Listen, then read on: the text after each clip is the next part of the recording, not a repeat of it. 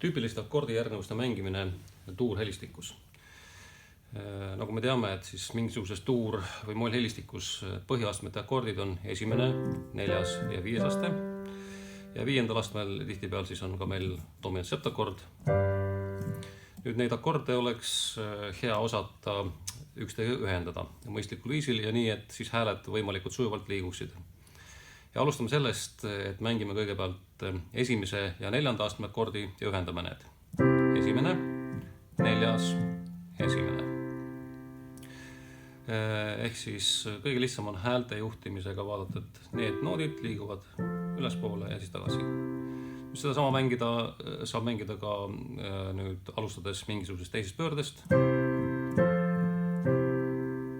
Ja viimane.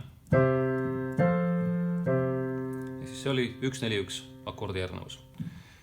Võtame kohe siia juurde siis 1-5-1 ja siis selle 5. astme akord on meil dominant septakord. Ja dominant septakordi on mõistlik mängida nii, et me jätame hetkel akordi kvindi ära. Seda ei mängi. Ja häälte juhtimine toimub siis nii, et need helid liiguvad laiali.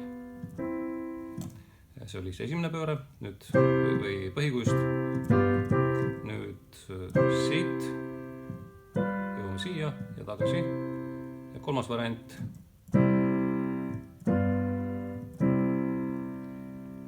Kui need on selged, siis võiks tekitada sellise akordi järgnevuse, kus on meil esimene, 4. Nüüd tuleb uuesti esimene aste, aga kvintpassiga.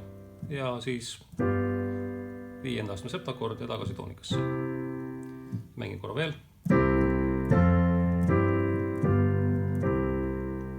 Ja seda saab mängida erinevatest pööretest. See oli nüüd siit. Nüüd alustan C-tuuri sekstakord pöördest. Ja viimane variant.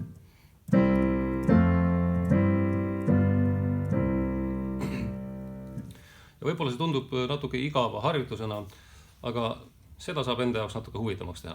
Näiteks nii.